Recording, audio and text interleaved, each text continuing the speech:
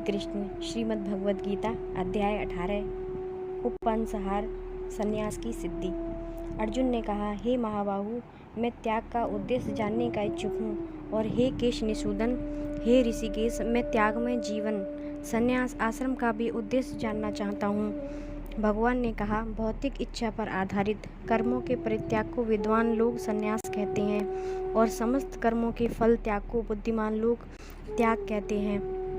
कुछ विद्वान घोषित करते हैं कि समस्त प्रकार के सकाम कर्मों को दोषपूर्ण समझकर त्याग देना चाहिए, किंतु अन्य विद्वान मानते हैं कि यज्ञ, दान तथा तपस्या के कर्मों को कभी नहीं त्यागना चाहिए। हे भरत श्रेष्ठ, अब त्याग के विषय में मेरा निर्णय सुनो। हे नरशार्दूल, शास्त्रों में त्याग 3 तरह का बताया गया है। यज्ञ, दान तथा तपस्या के कर्मों का कभी परित्याग नहीं करना चाहिए, उन्हें अवश्य संपन्न करना चाहिए। निसंदेह यज्ञ, दान तथा तपस्या महात्माओं को भी शुद्ध बनाते हैं। इन सारे कार्यों को किसी प्रकार की आसक्ति या फल की आशा के बिना संपन्न करना चाहिए। हे प्रथापुत्र, इन्हें कर्तव्य मानकर संपन्न किया जाना चाहिए। यही मेरा अंतिम मत है। निर्दिष्ट कर्तव्यों को कभी नहीं त्यागना चाहिए। यदि कोई मोहवश अपने नियत कर्मों का परित्याग कर देता है तो ऐसे त्याग को तामसी कहा जाता है। जो व्यक्ति नियत कर्मों को कष्टप्रद समझकर या शारीरिक क्लेश के भय से त्याग कर देता है, उसके लिए कहा जाता है कि उसने यह त्याग रजोगुण में किया है। ऐसा करने से कभी त्याग का उच्च फल प्राप्त नहीं होता। हे अर्जुन, जब मनुष्य नियत कर्तव्य को करणीय मानकर करता है और समस्त भौतिक संगति तथा फल की आसक्ति को त्याग कर देता है तो उसका त्याग सात्विक कहलाता है। सतोगुण में स्थित बुद्धिमान त्यागी, जो ना तो अशुभ कर्म से घृणा करता है न शुभ कर्म से लिप्त होता है, वह कर्म के विषय में कोई संशय नहीं रखता। निसंदेह किसी भी देहधारी प्राणी के लिए समस्त कर्मों का परित्याग कर पाना असंभव है, लेकिन जो कर्म फल का परित्याग करता है वह वास्तव में त्यागी कहलाता है। जो त्यागी नहीं है उसके लिए इच्छित, अनिच्छित तथा मिश्रित ये 3 प्रकार के कर्म फल मृत्यु के बाद मिलते हैं, लेकिन जो सन्यासी हैं उन्हें ऐसे फल का सुख दुख नहीं भोगना पड़ता। हे महाबाहु अर्जुन, वेदांत के अनुसार समस्त कर्म की पूर्ति के लिए 5 कारण हैं। अब तुम इन्हें मुझसे सुनो। कर्म का स्थान, कर्ता, विभिन्न इंद्रियां, अनेक प्रकार की चेष्टाएं तथा परमात्मा, ये 5 कर्म के कारण हैं। मनुष्य अपने शरीर, मन या वाणी से जो भी उचित या अनुचित कर्म करता है वह इन 5 कारणों के फलस्वरूप होता है। अतएव जो इन 5 कारणों को न मानकर अपने आप को ही एकमात्र कर्ता मानता है वह निश्चय ही बहुत बुद्धिमान नहीं होता और वस्तुओं को सही रूप में नहीं देख सकता। जो मिथ्या अहंकार से प्रेरित नहीं है, जिसकी बुद्धि बंधी नहीं है, वह इस संसार में मनुष्यों को मारता हुआ भी नहीं मरता, ना ही वह अपने कर्मों से बंधा होता है। ज्ञान, ज्ञेय तथा ज्ञाता, ये तीनों कर्म को प्रेरणा देने वाले हैं। इंद्रियां, कर्म तथा कर्ता, ये 3 कर्म के संगठक हैं। प्रकृति के 3 गुणों के अनुसार ही ज्ञान, कर्म तथा कर्ता के 3 भेद हैं। अब तुम मुझसे उन्हें सुनो। जिस ज्ञान से अनंत रूपों में विभक्त सारे जीवों में एक ही अविभक्त आध्यात्मिक प्रकृति देखी जाती है, उसे ही तुम सात्विक जानो। जिस ज्ञान से कोई मनुष्य विभिन्न शरीरों में भिन्न भिन्न प्रकार का जीव देखता है, उसे तुम राजसी जानो। और वह ज्ञान जिससे मनुष्य किसी एक प्रकार के कार्य को जो अति तुच्छ है सब कुछ मानकर सत्य को जाने बिना उसमें लिप्त रहता है, वही तामसी कहा जाता है। जो कर्म नियमित है और जो आसक्ति, राग या द्वेष से रहित कर्मफल की चाह के बिना किया जाता है वह सात्विक कहलाता है। लेकिन जो कार्य अपनी इच्छा पूर्ति के निमित्त प्रयासपूर्वक तथा मिथ्या अहंकार के भाव से किया जाता है वह रजोगुणी कहा जाता है। जो कर्म मोहवश शास्त्रीय आदेशों की अवहेलना करके तथा भावी बंधन की परवाह किए बिना या हिंसा अथवा अन्यों को दुख पहुंचाने के लिए किया जाता है वह तामसी कहलाता है। जो व्यक्ति भौतिक गुणों के संसर्ग के बिना अहंकार रहित संकल्प तथा उत्साहपूर्वक अपना कर्म करता है और सफलता अथवा असफलता में अविचलित रहता है वह सात्विक कर्ता कहलाता है। जो कर्ता कर्म तथा कर्म फल के प्रति आसक्त होकर फलों का भोग करना चाहता है तथा जो लोभी सदैव ईर्ष्यालु, अपवित्र तथा सुख दुख से विचलित होने वाला है, वह राजसी कहा जाता है। जो कर्ता सदा शास्त्रों के आदेशों के विरुद्ध कार्य करता रहता है, जो भौतिकवादी, हठी, कपटी तथा अन्यों का अपमान करने में पटु है, तथा जो आलसी, सदैव खिन्न तथा काम करने में दीर्घसूत्री है, वह तमोगुणी कहलाता है। हे धनंजय, अब मैं प्रकृति के 3 गुणों के अनुसार तुम्हें विभिन्न प्रकार की बुद्धि तथा धृति के विषय में विस्तार से बताऊंगा, तुम इसे सुनो। हे प्रथापुत्र, वह बुद्धि सतोगुणी है जिसके द्वारा मनुष्य यह जानता है कि क्या करणीय है और क्या नहीं है, किससे डरना चाहिए और किससे नहीं, क्या बांधने वाला है और क्या मुक्ति देने वाला है। हे प्रथापुत्र, जो बुद्धि धर्म तथा अधर्म, करणीय तथा अकरणीय कर्म में भेद नहीं कर पाती, वह राजसी है। जो बुद्धि मोह तथा अहंकार के वशीभूत होकर अधर्म को धर्म और धर्म को अधर्म मानती है और सदैव विपरीत दिशा में प्रयत्न करती रहती है, हे पार्थ, वह तामसी है। हे प्रथापुत्र, जो अटूट है, जिसे योगाभ्यास द्वारा अचल रहकर धारण किया जाता है और जो इस प्रकार मन, प्राण और इंद्रियों के कार्यकलापों को वश में रखती है, वह धृति सात्विक है। लेकिन हे अर्जुन, जिस धृति से मनुष्य धर्म, अर्थ तथा काम के फलों में लिप्त बना रहता है, वह राजसी है। हे पार्थ, जो धृति स्वप्न, भय, शोक, विषाद तथा मोह के परे नहीं जाती, ऐसी दुर्बुद्धिपूर्ण धृति तामसी है। हे भरतश्रेष्ठ, अब मुझसे 3 प्रकार के सुखों के विषय में सुनो, जिसके द्वारा बद्ध जीव भोग करता है और जिसके द्वारा कभी कभी दुखों का अंत हो जाता है। जो प्रारंभ में विष जैसा लगता है लेकिन अंत में अमृत के समान है, और जो मनुष्य में आत्म साक्षात्कार जगाता है, वह सात्विक सुख कहलाता है। जो सुख इंद्रियों द्वारा उनके विषयों के संसर्ग से प्राप्त होता है और जो आरंभ में अमृत तुल्य तथा अंत में विषय तुल्य लगता है, वह रजोगुणी कहलाता है।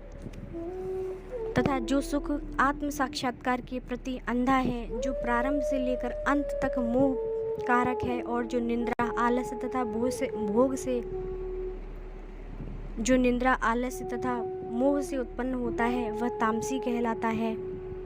इस लोक में, स्वर्ग लोकों में या देवताओं के मध्य में कोई भी ऐसा व्यक्ति विद्यमान नहीं है जो प्रकृति के 3 गुणों से मुक्त हो। हे परंतप, ब्राह्मणों, क्षत्रियों, वैश्यों तथा शूद्रों में प्रकृति के गुणों के अनुसार उनके स्वभाव तथा उत्पन्न गुणों के द्वारा भेद किया जाता है।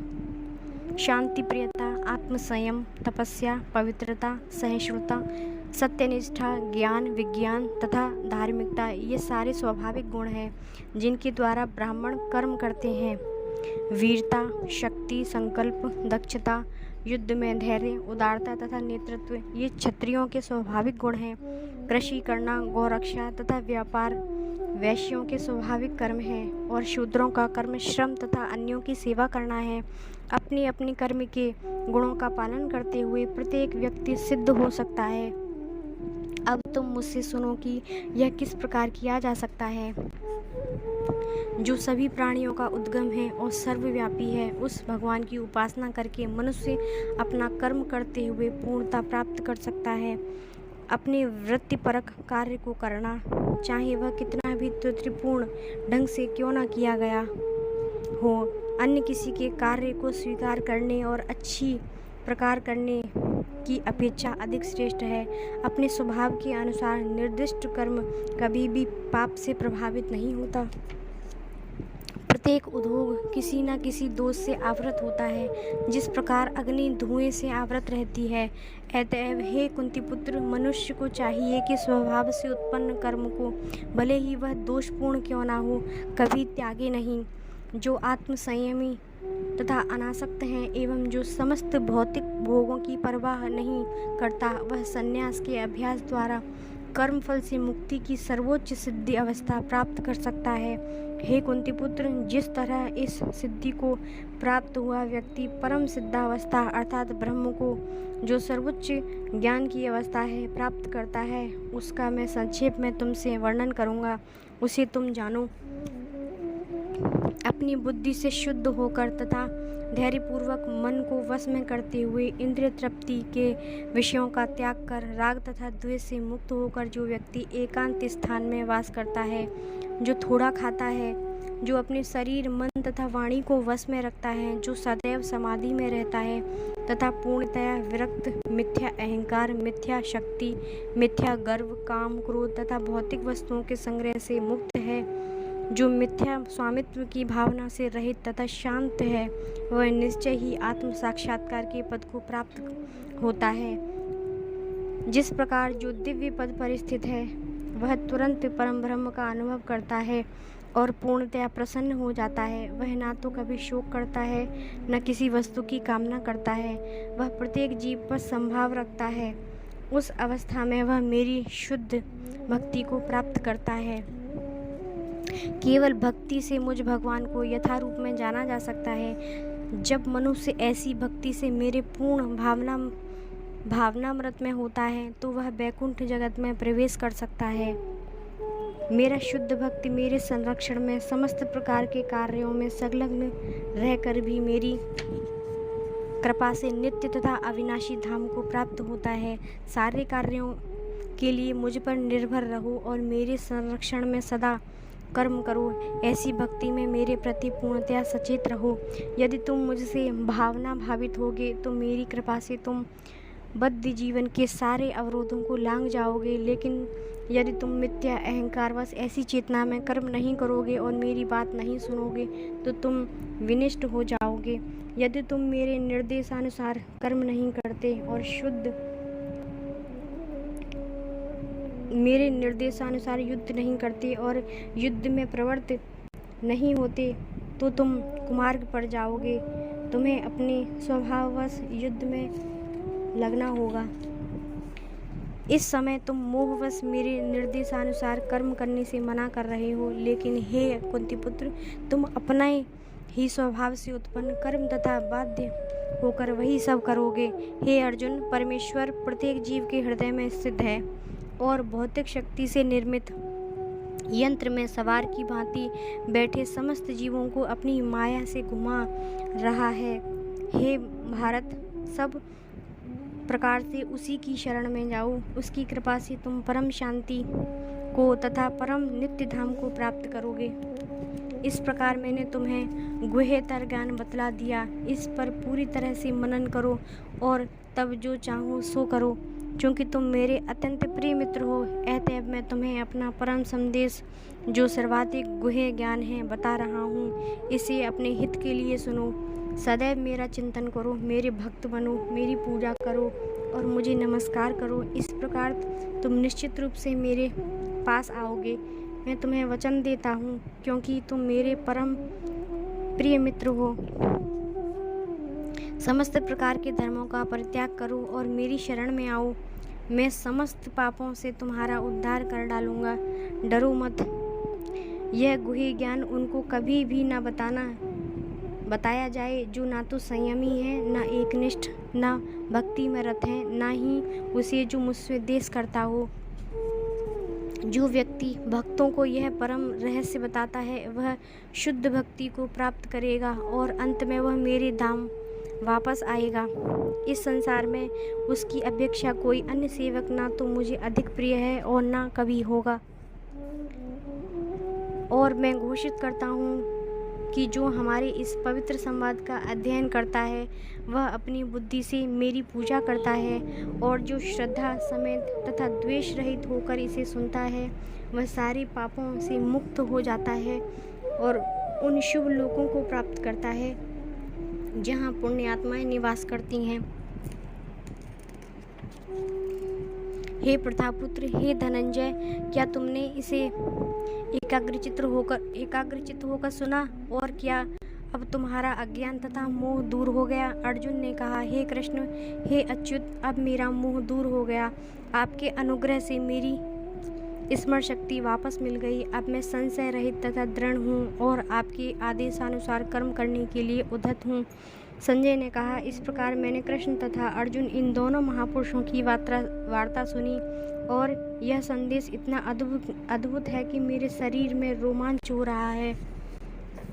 व्यास की कृपा से मैंने ये परम गुह्य बातें साक्षात योगेश्वर कृष्ण के मुख से अर्जुन के प्रति कही जाती हुई सुनी। हे राजन, जब मैं कृष्ण तथा अर्जुन के मध्य हुए इस आश्चर्यजनक तथा पवित्र वार्ता का बारंबार स्मरण करता हूँ तो प्रतिक्षण आह्लाद से गदगद हो उठता हूँ। हे राजन, भगवान कृष्ण के अद्भुत रूप का स्मरण करते ही मैं अधिकाधिक आश्चर्यचकित होता हूँ और पुनः पुनः हर्षित होता हूँ। जहाँ योगेश्वर कृष्ण हैं और जहाँ परम धनुर्धर अर्जुन हैं, वहीं ऐश्वर्य, विजय, अलौकिक शक्ति तथा नीति भी निश्चित रूप से रहती है, ऐसा मेरा मत है। हरे कृष्ण।